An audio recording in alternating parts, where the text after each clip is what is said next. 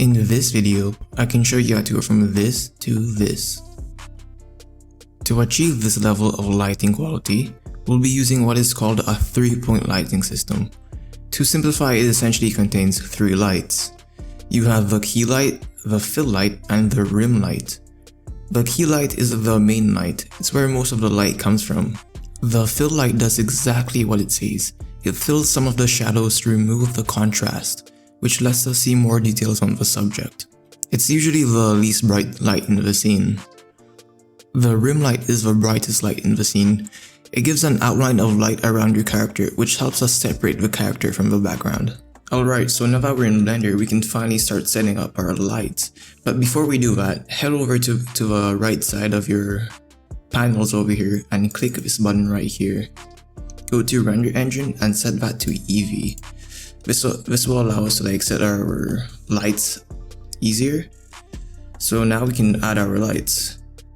Okay, so make sure you're in object mode before you do this. It's right here, it says object mode. So yeah, just click that.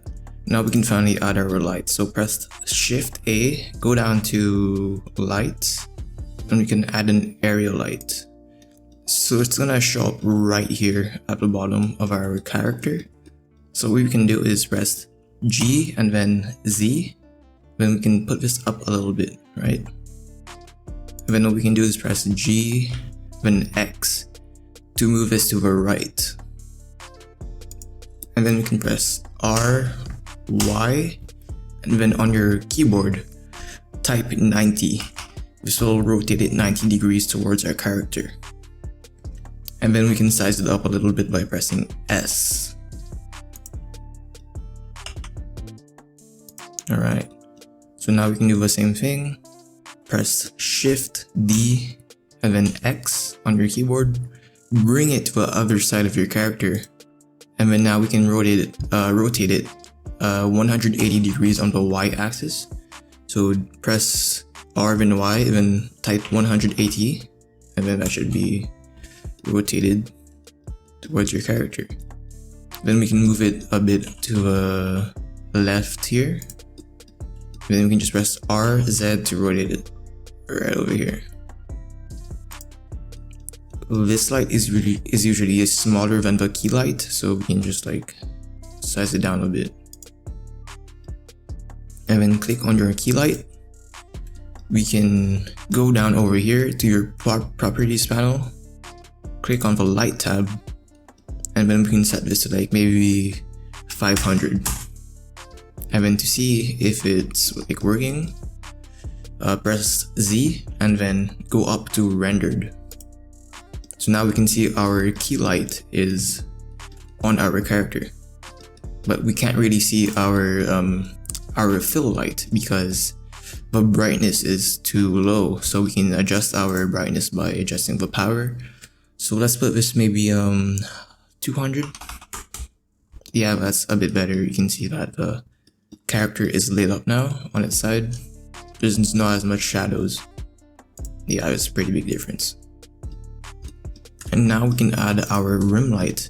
So same thing, press Shift A, but this time instead of an area light, we will be going for a spotlight. Okay, so click that. We can drag this up a bit by doing G and then Z. Bring it back a bit. Alright.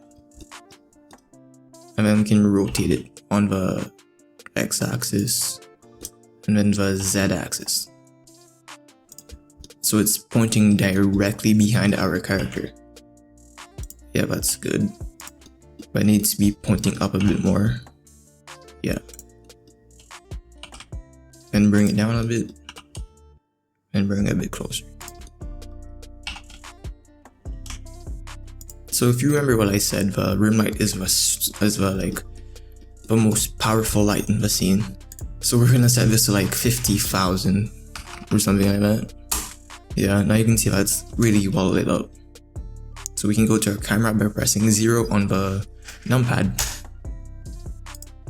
And I say that looks pretty good. Maybe the fill light is a bit too powerful.